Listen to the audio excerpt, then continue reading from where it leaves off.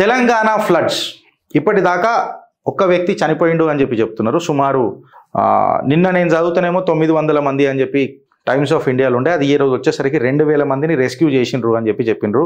Army రంగంలోకి దిగింది. ఇంకోటి నేషనల్ డిజాస్టర్ రిలీఫ్ ఏదైతుందో ఎన్డీఆర్ఎఫ్ వాళ్ళు కూడా దిగిండ్రు అని చెప్పి చెప్తున్నారు. అసలు ఏంది తెలంగాణ ఫ్లడ్? ఏంది, ఏం జరుగుతుంది, జరగబోతుంది? ఇప్పటిదాకా మనం ఏం కోల్పోయినాం? ప్రతి ఒక్కటి రాస్తాడు, అబ్బో ఇంత బీభత్సమైంది, పగిలిన రోడ్ల దగ్గర పదవులు పెట్టుకున్న వాళ్ళు ఇట్లా వచ్చి చూస్తుంటారు, పర్రెలు వాసిన రోడ్లకు ఎత్తైన పిర్రలు పెట్టుకొని నిలబడి చూస్తూ ఉంటారు. బట్ ఈ ఎత్తైన పిర్రలు ఆ పర్రలను కాపాడినాయా అని అడిగితే నేను నాటుగా మాట్లాడుతున్నా, ఎమోషనలే మాట్లాడుతున్నా, మానవత్వాన్ని ముంగడబెట్టి మాట్లాడుతున్నా, సిగ్గులు శరాలు ఉన్నాయా అని చెప్పి మాట్లాడుతున్నా ప్రభుత్వాలకు. ఎందుకు అడుగుతున్నా ఇది అని అంటే, ఈ ఏదైతే మన ఈ ఫ్లడ్స్ అనేది అయితే అంటాం కదా, ఇలా మల్టిపుల్ డిస్ట్రిక్ట్స్ తెలంగాణలో కరీంనగర్ కామారెడ్డి, మెదక్, నిర్మల్, రాజన్న సిరిసిల్ల చాలా ఎఫెక్ట్ అయినాయి. నిజంగా చెప్పాలనంటే ఇక మాటలు రావు చెప్పనికి. ఎందుకు ఇంతగానం ఎఫెక్ట్ అయినాయి గిరీష్ అని అంటే, ఇవి లో లయింగ్ ఏరియాస్ అని చెప్తున్నారు, అందుకే ఇనండేట్ అయినాయి, ఫ్లడ్ అయినాయి అని చెప్పి చెప్తున్నారు. రోడ్స్ కొట్టుకపోయినాయి అని చెప్తున్నారు, ట్రాన్స్పోర్టేషన్ డిస్టరప్ట్ అయిపోయిందని చెప్తున్నారు. డైరెక్ట్ రెస్క్యూ ఆపరేషన్లు చేయనికే సాక్షాత్తు పుణ్యాత్ములు మన ఆర్మీయే, ఎన్డీఆర్ఎఫ్, ఎస్డీఆర్ఎఫ్, డ్రోన్లు, ఇండియన్ ఎయిర్ ఫోర్స్ హెలికాప్టర్లు కూడా రంగంలోకి దిగినాయి అని చెప్పి times of India, NDTV news, Indian express ఇవన్నీ మాట్లాడుతున్నాయి. దురదృష్టవశాత్తు ఇప్పటిదాకా ఒక్క క్యాజువాలిటీ అయింది, ఒక మనిషి చచ్చిపోయిండు. 900 మందిని రెస్క్యూ చేసిండ్రు అని చెప్పి times of India day before yesterday data ప్రకారం ఈరోజు 2000 మంది అని అంటారు రెస్క్యూ అయితే చేయబడ్డారు. అసలు ఈ ఫ్లడ్స్ ఎందుకు వస్తున్నాయి అని చెప్పి మాట్లాడితే, ఎరాటిక్ మాన్సూన్స్ ఎక్స్పెక్ట్ కూడా చేయలేదు వచ్చి ఇప్పటిదాకా, గన్మన్ వర్షం పడ్డదని అని అంటారు. హైదరాబాదు 492 మిల్లీమీటర్ల వర్షపాతము మిడ్ ఆగస్ట్లా చూసింది, సాక్షి అయింది. ఒక నార్మల్గా 363 మిల్లీమీటర్సు మొత్తం మిడ్ ఆగస్ట్లా అట్లా వస్తుంది. కాకపోతే 10 రోజులలో ఇంత బీభత్సం అని అనేది ఈ ఇన్ఫ్రాస్ట్రక్చర్కి ఎట్లా? టైమ్స్ ఆఫ్ ఇండియా కథనం ప్రకారం మాట్లాడుతున్నా. బట్ ఈ ఫ్లడ్స్ ఎందుకు వస్తున్నాయి? ఇక దీని మీద ఎన్విరాన్మెంటలిస్టులు అందరూ ఇట్లా చేతులు కట్టుకొని, గ్లోబల్ టెంపరేచర్లు పెరుగుతున్నాయి, దానివల్ల అట్మాస్ఫియరిక్ మాయిశ్చర్ అనేది బాగా పెరుగుతున్నది, దానికి ఇంటెన్స్ లోకలైజ్డ్ వర్షాలు పెరుగుతున్నాయి, లోకలైజ్డ్ క్లౌడ్ బస్ట్లు జరుగుతున్నాయి. ఈ వర్షపాతాన్ని ఏమంటారు తెలుసా? గొరిల్లా రెయిన్స్ అంటారు. కనబడదు నీకు, గొరిల్లా వార్ అంటే అదే కదా, కనబడదు, దాన్ని మనం అటాక్ చేస్తావు, దీన్ని గొరిల్లా రెయిన్స్ అని అంటారు అని చెప్పి మన ఎన్విరాన్మెంటలిస్టులు మాట్లాడతారు. కానీ చిత్రగుప్తులో మేమని మాట్లాడతామనంటే, నీ డ్రైనేజ్ సిస్టమ్లు కరెక్ట్గా హ్యాండిల్ చేస్తే ఇవన్నీ అవుతున్నాయి కదా. నువ్వు గ్లోబల్ వార్మింగ్లో నేనేం చేయలేకపోతున్నావచ్చు రాబాయ్, నేనేం చేయలేకపోతున్నావచ్చు. నీ ఫ్యాక్టరీలు అన్నీ ఆపేసి మళ్ళీ ఎడ్ల బండిల మీద తిరగాలంటే కుదరదు, అట్లెట్లా అని మనం కూడా మాట్లాడతాం కదా. సో నేనేమంటా అంటే, వాళ్ళ ప్రభుత్వాల చిత్తశుద్ధి ఎఫెక్టివ్ డ్రైనేజ్ సిస్టమ్లా ఎందుకు చేయలేకపోయింది, ఈ డ్రైనేజ్ సిస్టమ్ ఎందుకు హ్యాండిల్ చేయలేకపోయింది? నేను హలో ప్రశ్నించే గొంతులుగా మేము, పరిష్కారం చూపించే ఆత్మలం. మేము డేటా చెప్తే ఎందుకు, ఏమిటి, ఎలా, బాబు మోహన్ గారి నుంచి ఇన్స్పిరేషన్ తీసుకున్నాం మా ఐలోడ్ సినిమాకి. ఇప్పుడు ఎందుకు అయిందని చెప్పినాం, ఏమిటి, ఎలా కూడా చెప్తాం. ఇప్పుడు నేను స్టేట్ విత్ చిత్రగుప్తం. ఈ ఫ్లడ్ టర్మ్ మిటిగేషన్, ఈ ఫ్లడ్ అనేది ఇలా కొత్తగా వచ్చింది కాదు, పుట్టినప్పటికైనా వచ్చింది, భూమి పుట్టినప్పటి నుంచి ఉన్నది ఈ ఫ్లడ్ అనేది, కొత్తగా కాలే. నేను పుట్టక ముందు నుంచి కూడా మూసి పొంగింది అన్నాడు. మైబల్లి పాషా పోయి బంగారతల ప్లేట్ ఇస్తే ఇట్లా తీసుకున్నది గండిపేట మైసమ్మ అని చెప్పి కథలు ఇట్లా మామూలుగా లేవు. బట్ ఇలా నువ్వు అర్థం చేసుకోవాల్సింది ఏంటనంటే, భద్రాద్రి కొత్తగూడెం దగ్గర కూడా గోదావరమ్మ ఉగ్ర రూపం దాల్చింది. ఇది ఇప్పటికేనే కాదు, మళ్ళా 1986 మొదలెట్టి 2022లో కూడా మనం ఇవన్నీ చూసినాం. మళ్ళా దీనికి తగ్గట్టు దీన్ని తట్టుకునే ప్రాజెక్టులు ఇప్పటిదాకా చేసినామని అంటే, సిగ్గు శరమునోడు ఓడన మాట్లాడతాడా? ఒక్క పత్రిక అన్న దీని మీద రాసిందా? ఒక్క ఛానల్ అన్న దీని మీద మాట్లాడుతుందా? మళ్ళీ ఇన్ని సంవత్సరాల నుంచి 1986 నుంచి గోదావరమ్మ ఉగ్ర రూపం దాలుస్తున్నది. మళ్ళీ దాని మీద ఈ ప్రాజెక్టులు కడతామని అన్నప్పుడు ఈడిదాకా వచ్చినాయి. దశాబ్దాల వారు ఈ నెగ్లిజెన్సీ ఏంది అని చెప్పి నేను అడుగుతున్నా. కానీ ఒక పేపర్ రాసింది ఇండియన్ ఎక్స్ప్రెస్లా ఈ కథనం వచ్చింది, నేను ఆడికేనే తీసుకున్నా. ఇప్పుడు నేను ఈ సిగ్గులేని ప్రభుత్వాలకు జర సిగ్గుబిల్ల కడతా. సిగ్గుబిల్ల అంటారు కదా, చిన్న బిల్ల కడతారు కదా ముంగట, ఆ బిల్ల కట్టే ప్రయత్నం చేస్తా. ఇది చిత్రగుప్తులు ఎప్పుడో చెప్పినా మళ్ళీ ఇప్పుడు చెప్తున్నా. ఇప్పుడు చూడు, జపాన్ మోడల్ తీసుకొని నేను కంపేర్ చేసి చూసిన. మన తెలంగాణ మోడల్ని జపాన్ మోడల్తో కంపేర్ చేసి చూసిన. లాంగ్ టర్మ్ ప్లానింగ్ పెట్టాలా. అసలు తెలంగాణ ప్రజలు ఫ్లడ్ బ్యాంక్స్ అలాంగ్ గోదావరి ఎప్పటి నుంచి ఇగ్నోర్ చేసిర్రా బాయ్? ఇదంతా 1986 2022 దాకా పంచాయతీ నడుస్తూనే ఉన్నది. ప్రాజెక్టులు దఫనాంచి బొందలగడ్డల మీద మూలలు కొట్టారు, సర్వేలు చేశారు, తర్వాత ఎక్స్క్యూజులు చెప్పారు. బట్ జపాన్ అట్లా చేయలే. మెగా ఇంజనీరింగ్ ఇన్ఫ్రాస్ట్రక్చర్ కింద Tokyo underground flood water టనల్లు కట్టింది, క్యాథెడ్రల్ కట్టింది. ఎప్పటి నుంచి? 2006 నుంచి. ఫోర్కాస్టింగ్ రెస్పాన్స్ అంటే వాతావరణ శాఖ. మన తెలంగాణది వీక్ ఫోర్కాస్ట్ ఇన్ఫ్రా. ఒక డిపార్ట్మెంట్ నా డిపార్ట్మెంట్ కాదు, ఆడు నాకు చాయ్ ఇయ్యలే, ఆడు చాక్పత్త తక్కువ వేసిండు, ఆడు ఒక బిస్కెట్ ఎక్కువ తీసుకున్నాడు, ఆ బిస్కెట్లో 2 గ్రాములు ఎక్కువ ఉండే, నా బిస్కెట్లో 2 గ్రాములు తక్కువ ఉండే.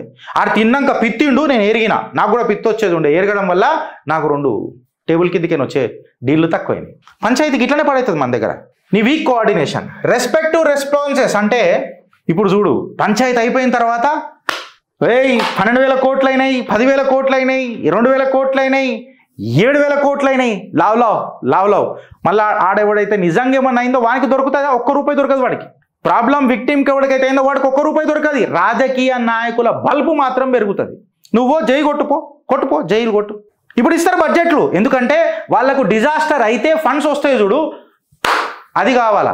లేకపోతే మానవత్వమే వాళ్ళకు ఉండుంటే, సేవాభావమే ఆ రాజకీయ నాయకులకు ఉండుంటే బ్రదర్, వాళ్ళు ప్రాజెక్టులు కట్టి నీ ప్రాణహాని, నీకు ఆస్తి నష్టం, ప్రాణ నష్టం జరగకుండా కాపాడుతుండే కదా. ఫ్లడ్ బ్యాంకులు కడుతుండే కదా. జపాన్ కట్టింది.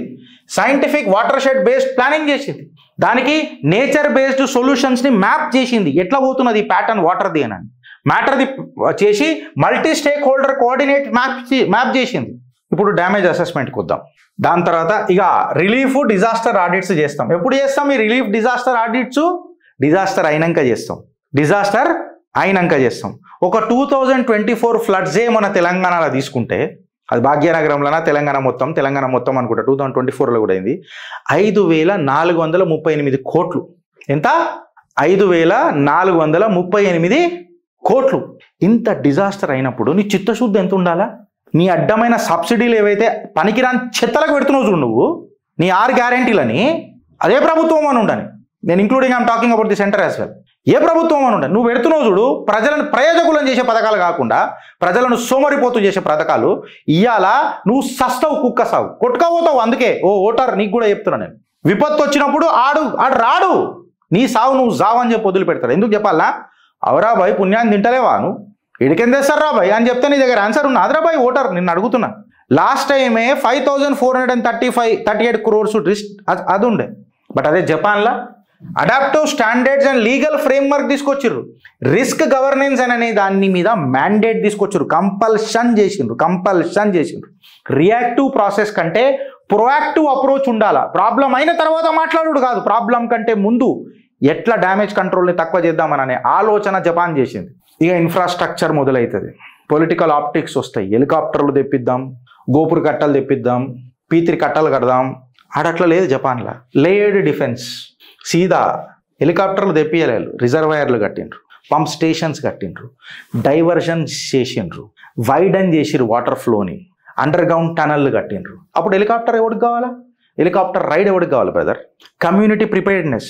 ఒక వరద వస్తే, ఇప్పుడు హైదరాబాద్లో వరద వస్తే ఏం చేయాలి? ఇప్పుడు భూకంపం ఫర్ ఎగ్జాంపుల్ ఒక కార్పొరేట్ ఆఫీస్లో పనిచేస్తే ఆ సైరన్ మోగంగానే మనం అందరం పోయి ఓపెన్ గార్డెన్లో నిలబడతాం. ఫైర్ యాక్సిడెంట్, ఇట్లాంటి డ్రిల్స్ ఏమైనా మనం స్కూళ్ళల్లో నేర్పించినామా పిల్లలకు? ఫ్లడ్ వస్తే ఎట్లా, భూకంపం వస్తే ఎట్లా, ఫైర్ అయితే ఎట్లా అంటే, ఫైర్ నువ్వు కార్పొరేట్ ఆఫీస్లోకి వచ్చిన తర్వాతనే వస్తుందా? మీ ఇంట్లో ఫైర్ రాదా? పక్కింట్లో ఫైర్ రాదా? స్కూళ్ళల్లో ఫైర్ రాదా? నీ పిల్లలు ఏదైనా రిక్రియేషనల్ ట్యూషన్లకు పోయినప్పుడు ఆడ ఫైర్ కాదా? యాక్సిడెంట్ అనేది ఏడనన్నా అవుతుంది కదా. ఇది మనం కార్పొరేట్ ఆఫీస్కి వచ్చినాకనే డ్రిల్ అవుతాయి మన దగ్గర. అది కూడా కార్పొరేట్స్ చేయాలి, గవర్నమెంట్ బాధ్యత ఏం లేదు. లాస్ట్కి మనం ఫోన్ చేయగానే టన్ టన్ టన్ టన్ టన్ టన్ టన్ టన్ టన్ టన్ అని అలా పట్టుకొని వస్తారు పాపం. వాళ్ళు కూడా ఎంత కంట్రోల్ చేస్తారు? మంటలు ఆగుతలేవు కొన్ని ఫైర్ యాక్సిడెంట్లు చూస్తే. ఈడ కూడా అంతే. ఫ్లడ్ డ్రిల్ అనేది ఎవరికన్నా తెలుసా? సిస్టమిక్ డ్రిల్స్ ప్రాసెస్ అనేది తెలుసా? సిటిజన్ అవేర్నెస్ ఏమైనా ఉన్నదా? అరే దీనమ్మ క్రౌడ్ మేనేజ్మెంట్ తెలియదబ్బా. తొక్కిసలాటలు చచ్చిపోతున్నారు ఇప్పటికి 3-4 ఘటనలు అయినా కానీ ఇప్పటిదాకా క్రౌడ్ మేనేజ్మెంట్ పాలసీలు పెట్టలేక ప్రభుత్వాలు. ఫ్లడ్ మీద పెద్ద పెద్ద పంచాయతీలు దాని మీద ఎమోషనల్గా వీడియోలు తీస్తాడు. ఒక్కొక్కడు కెమెరాలు పట్టుకొని వచ్చి గింబెలు పట్టుకొని, ఇక ఒక్కొక్క అట్లా పోతున్నారు, ఒక్కొక్క అట్లా పోతున్నారు, ఒక్కొక్క అట్లా అవుతున్నారు. ప్రభుత్వాలు ఏం చేస్తున్నాయి? నువ్వేం బీకినావు మళ్ళీ కట్టాలి? ఒకరైనా ప్రశ్న ఇచ్చినావా? నువ్వేం చేసినావు? నేను కూడా మునుగుతా, గుంపులో గోవిందా కదా నేను కూడా. But at least let us make an attempt today. ఎందుకంటున్నానంటే ఫ్రెండ్స్, 2020లో ఫ్లడ్స్ వచ్చినప్పుడు 19 సెంటీమీటరే పడ్డది 24 గంటలు. 70 మంది పాపం చచ్చిపోయినరు. 37,000 ఫ్యామిలీలు ఎఫెక్ట్ అయినాయి. ప్రాపర్టీ ఇంకా ఆస్తి నష్టాలు జరిగినాయి. crores of rupees, thousands and crores of rupees. 19 centimetre రెయిన్ఫాల్కే 2020లా తిప్పి కొడితే 24 గంటలు పడ్డది. సుమారు రిలీఫ్ ఫండ్ కింద ఖర్చైన ఖర్చు 550 కోట్లు. Ration kit, blankets, distribution, ex gratia payments ఇవన్నీ కలిపి. మళ్ళీ నువ్వు ఏమైనా డ్రైనేజ్ అప్గ్రేడ్ చేసినావా? లేక్ రిజనరేషన్ ప్రోగ్రామ్ పెట్టినావా? కాలనీస్ ఫ్లడ్డెడ్ ఏమైనా అయినా చూడు, నెక్స్ట్ ఇయర్ రాకుండా ఫ్లడ్ డ్రైన్స్ కట్టినావా? ఆ ఫ్లడ్ డ్రైన్స్ని మళ్ళీ నువ్వు చెరువులకు కలిపినావా? ఈ చెరువులను మళ్ళీ గొలుసు చెరువుల లెక్క కలిపి వాటర్ ఫ్లో అయ్యేటట్టు చూసినవా? తద్వారా నదులకు, సముద్రాలకు డైవర్ట్ చేసే ప్రోగ్రామ్ చేసినవా? టనల్లు కట్టినవా? కట్టలే. 2020 రోజు కూడా చీపురు కట్ట గట్లనే ఉన్నది. 2022లా గోదారమ్మకు కొంచెం తిక్కలేసి, అరే మీ మేనిఫెస్టోలు ఎప్పుడు గిల్లేనారా, గివ్వేనారా, నన్ను కన్సిడరేషన్లకు తీసుకోరారా అన్న కోపము తల్లికి ఉగ్ర రూపం దాల్చినప్పుడు భద్రాద్రి కొత్తగూడెం ములుగుల హైయెస్ట్ ఫ్లడ్స్ సిన్స్ 1986. ఇది మాట్లాడమన్నారు కదరా, మాట్లాడుతున్నా. ఇప్పుడు దీని మీద ఆన్సర్ చెప్పురు నాకు. 1986 తర్వాత అత్యంత భయంకరమైంది 2022లో వచ్చింది. లక్షల మంది ఇల్లులు కోల్పోయారా. బ్రిడ్జులకు ఎగిరిపోయినాయి. బ్రిడ్జులు పంట పొలాలు అయితే ఇన్ఫ్రాలాసిగా చెప్పొద్దు. మళ్ళీ రిలీఫ్ క్యాంపులకు, దానికి కంపెన్సేషన్లకు, ఏరియల్ సర్వేలకు ఎన్ని కోట్లు అయిందని అనేది మీకు వదిలిపెడుతుంది. ఇక మళ్ళీ పర్మనెంట్ ఫ్లడ్ బ్యాంకులు గోదావరి దగ్గర కట్టినామా? ఎంబాక్మెంట్స్ ఏమైనా పెట్టినామా? సర్వేల పేర్ల మీద ఎక్స్క్యూజులు చేసుడు తప్ప. దాని తర్వాత 2024లా స్టేట్ వైడ్ ఫ్లడ్స్ వచ్చినాయి. ఆమె రైట్, స్టేట్ వైడ్ ఫ్లడ్ వచ్చినాయి. గవర్నమెంట్ అసెస్మెంటే 5,438 కోట్లబ్బా. రోడ్లకు 2,300 కోట్లు, ఇరిగేషన్కి 629 కోట్లు, అగ్రికల్చర్కి 415 కోట్లు, మున్సిపల్ అసెట్స్ కింద 1,150 కోట్లు అన్ని కలిపితే 5,438 కోట్ల లాస్ అని చెప్పి మొన్న రేవంత్ రెడ్డి ప్రభు సర్కారే కదా 2024లో 110 రిలీఫ్ క్యాంపులు సెటప్ చేసినాం. 5 లక్షల మందికి ఎక్స్గ్రేషియాలు ఇచ్చినాం. 16 మంది చచ్చిపోయినరు. సీఎం ఏమని అన్నాడంటే సెంటర్ని నేషనల్ కెలామిటీ లెక్క డిక్లేర్ చేయమని అన్నారు. శిల్కా పలుకులు వలికినరు మన ముఖ్యమంత్రి వర్యులు. దాని తర్వాత ఈ ఫ్లడ్ తర్వాత ఫండ్స్ వచ్చినాయా, ఎట్లా ఖర్చు పెట్టినాం, ఏడ ఖర్చు పెట్టినాం, మళ్ళీ నెక్స్ట్ టైం ఫ్లడ్ రాకుండా నేను ఏం చేస్తున్నా, ఏం చెయ్యబోతున్నా, ఈ పర్మనెంట్ మిటిగేషన్ ఇన్ఫ్రా ప్లాన్ ఏంది, ట్రాన్స్పరెన్సీ ఏంది అని పబ్లిక్ ఫేత్గా, ఇంట్రెస్ట్గా ఏమన్నా మాట్లాడినవా, చెప్పినవా, శ్వేతపత్రం ఇచ్చినవా? నీ కాళేశ్వరం లొల్లి, నీ గొర్రెల పంపిణీ, నీ ఫోన్ ట్యాపింగ్ పంచాయతీ తప్ప దీని మీద ఏదైనా 24 తర్వాత ఏదైనా ప్రభుత్వాలు మాట్లాడినాయా? ప్రతిపక్షాలు దీన్ని నిలదీసినాయా? ఇక అంధకారం పక్షానికి దండం రయ్యా, దాన్ని అడిగే దండగా. ఇప్పుడు 2025లా కామారెడ్డి, మెదక్, నిర్మల్లా ఒక బీభత్సం. 418 మిల్లీమీటర్ల రెయిన్ఫాల్ 12 గంటలలో వచ్చి పడదొబ్బింది. నేషనల్ హైవే 44 సంకరాగిపోయా, ఇల్లులు కొలాప్స్ అయిపోయా, ఒక్కడు చచ్చిపోయా, 900 మందిని ఇప్పుడు కాపాడినరు, రెస్క్యూ చేసిరాయా, మళ్ళీ ఆర్మీ దిగే. మళ్ళీ ఇప్పుడు ఏమైనా పర్మనెంట్ మిటిగేషన్ ప్లాన్ ఉందా అని అంటే ఒక నాయకుడు, ఇన్స్టాగ్రామ్ నాయకుడు అంటారు వాళ్ళని, ఇన్స్టాగ్రామ్ నాయకుడు హలో నేను ఆర్మీని పంపుతున్నా, నేను చేస్తున్నా. కామారెడ్డిలో ఒక నాయకుడు రాత్రింపగలు నిలబడ్డాడు. బుల్డోజర్లు పెట్టి ఇంట్లోనే వంట వండిపిచ్చి నిరాశ్రయులైన వాళ్ళకు, తిండి తిప్పలైన వాళ్ళకు పెడుతున్నాడు. సోషల్ మీడియాలో అందరూ కాలే, సోషల్ మీడియాలో ఫోన్లు మాట్లాడి పోస్ట్ పెట్టినంత మాత్రాన వరదలాగాయి. ఫ్లడ్ బ్యాంక్ కావాలా, మిటిగేషన్ ప్లాన్ కావాలా, పర్మనెంట్ ఎంబాకింగ్ అది కావాలా, టనల్ కావాలా. ఇన్స్టాగ్రామ్లలో లోడ్ చేసినందుకు కాదు. వచ్చేసి జయకారాలు, మా అన్న కట్టలు తెంచుకొని ఉగ్రరూపం దాలుస్తుంది చూడు గంగమ్మ కొట్టుక పోతుంది నా కొడక ఒక్కొక్కటి. అప్పుడు నీ జయకారాలు, నీ లైకు, షేర్లు, కమెంట్లు, నీ అన్న మూతబరిలు నడవై. బుడతల కాళ్ళు నిలబెట్టి ప్రజల పక్షాన నిలబడ్డోడు పర్మనెంట్గా ఉంటాడు. నేను కామారెడ్డిలో ఆ నాయకుడు గురించి మాట్లాడుతున్నా. కాటిపల్లి వెంకటరమణారెడ్డి నిలబడ్డాడు ఇన్స్టాగ్రామ్లలో. అది స్పీకర్ ఆన్ చేసి ఇంకా కట్ట ఏం బీక సరే, నీకు తెలివి లేకపోయా, కానీ తెలుగు ఉన్న వాళ్ళు చుట్టుపక్కల చాలామంది ఉన్నారుగా, అలాని కూసోబెట్టి నెక్స్ట్ ఎట్లా చేస్తే మంచుకుంటుందని చెప్పి ఆలోచించు. 5 సంవత్సరాలు అనుభవించినావు, ఈ 5 సంవత్సరాలు పననయ్యి. ఇవి అడగొద్దు, అడిగితే మళ్ళా దాళ్ళు. నీ అవకాశం ఎంత రానంటాడు. ఆడికంటే అవకాశం ఎక్కువనే నాది. వాడికంటే అవకాశం ఎక్కువనే నాది ఈ కమెంట్ పెట్టేటువంటి కంటే. బ్రీఫ్ అడ్వకసీ ఏందని అంటే ఇవాళ ఫ్లడ్ అనేది రెవెన్యూ స్ట్రీములు కావద్దు, పైసల ఆమ్దాని కావద్దు. Telangana needs a preventive first flood governance act రావాలా. కేంద్ర మంత్రులు కూడా ఉన్నారు కదా, వాళ్ళకు కూడా జర చేతులు జోడించి విజ్ఞప్తి చేస్తున్నా. ఒకరితోనైతే నాకు ఆశనే లేదు, కరీంనగర్ ఎంపీతోని. అట్లీస్ట్ కొంచెం బ్యూరోక్రసీని అర్థం చేసుకున్న దాంట్లో మన కిషన్ రెడ్డి అని ఉంటాడు. కిషన్ రెడ్డి అన్న నేషనల్ వైజ్ ఏమవుతుందో నాకు తెలియదు, కానీ అట్లీస్ట్ మన తెలంగాణకు prevention of first flood governance act అనేది రావాలి. నేను ఒక బ్రీఫ్ నోటే తయారు చేసిన బ్రదర్. నేనేం అడుగుతున్నానంటే తెలంగాణలో ప్రతి ఎవ్రీ 2 ఏళ్లకు డేటా తీసి చూడుండ్రి, ప్రతి 2 ఏళ్లకు బీభత్సమైన వరద వస్తున్నది. 2020లో వచ్చింది, 2022లో వచ్చింది, 2024లో వచ్చింది, రిపీట్ అయింది 2025లో. లాస్ట్ ఎంత అయింది తెలుసా? ఇప్పటికీ ఈ 4 సార్లు 10,000 కోట్ల ఆస్తి నష్టం జరిగింది ఇప్పటికి 5 సంవత్సరాలలో. మళ్ళీ దీని మీద సిస్టమిక్ ప్రివెన్షన్ అనేది ఉండాలన్నా వద్దా ఫ్రెండ్స్? నాకు ఒక మాట చెప్పురు. ప్రతిసారి రిలీఫ్ క్యాంపుల మీదనే, సీఎం రిలీఫ్ ఫండ్ల మీదనే, పొలిటికల్ హెలికాప్టర్ల మీదనే ఆపర్చునిస్టిక్ రాజకీయాలు చేద్దామా, లేకపోతే systems work better then a smile అని చెప్పి ఒక సిస్టమ్స్ తయారు చేద్దామా? ఏరియల్ సర్వేలకే చేసుకొని అవకయవా అని చెప్పి చేద్దామా? పోస్ట్ మార్టంల మీద డిపెండ్ అయిదామా? లేక AWS డిప్లాయ్మెంట్స్ అంటారు కదా, ఫోర్కాస్ట్ డిపార్ట్మెంట్స్ బీభత్సంగా ఇంత ఘోరంగా నడుస్తుంటే ఫర్ ఎవ్రీ 625 కిలోమీటర్స్కి 155 ఉన్నదట తెలంగాణలో. ఆ రేషియో కొంచెం పెంచాలా ఈ ఫోర్కాస్ట్ డిపార్ట్మెంట్లది, AWS డిపార్ట్మెంట్లది అని చెప్పి చెప్తున్నారు. ఇది లీగల్ మ్యాండేట్ కాకపోవచ్చు సారు, చిత్రగుప్తులో చెప్పింది. కాకపోతే ఒక ఫ్లడ్ ఇన్ఫ్రాస్ట్రక్చర్ సజెషన్ అనుకోండి. 2006లో నుంచి జపాన్ ఈ రకంగా ముంగటికి పోయింది, మెగా టనల్ కట్టింది, ఫ్లడ్ బేసిన్స్ని కట్టింది, స్ట్రిక్ట్ లాస్ తీసుకొని వచ్చింది, బిలియన్స్ అండ్ బిలియన్స్ డ్యామేజ్ కాకుండా కాపాడుకున్నది. ఇవాళ చిత్రగుప్తు ప్రపోజ్ చేస్తున్న తెలంగాణ ఫ్లడ్ రెసిలెన్స్ యాక్ట్ 2026కి మళ్ళా ముఖ్యమంత్రి గౌరవనీయులు పెద్దలు రేవంత్ రెడ్డి గారు నాంది పలుకుతారా లేదా? నేను మళ్ళీ ఒకసారి అడుగుతున్నా sir. Telangana food resilience act 2026కి శ్రీకారం చుడతారా లేదా? ఇండిపెండెంట్ ఫ్లడ్ మేనేజ్మెంట్ అథారిటీ పెట్టి వైడ్ బేసిన్ జ్యూరిస్డిక్షన్లను తీసుకొస్తారా లేదా? రెసిలియన్స్ ఇన్ఫ్రాస్ట్రక్చర్ ఫండ్ అంటే రింగ్ ఫెన్స్డ్ ఆడిట్ దీన్ని చేపిస్తామా లేదా? రాసుకొని వచ్చినాం సార్, కష్టపడతాం, నిపుణులను అడుగుతాం, పెద్ద పెద్ద వ్యక్తులను అడుగుతాం.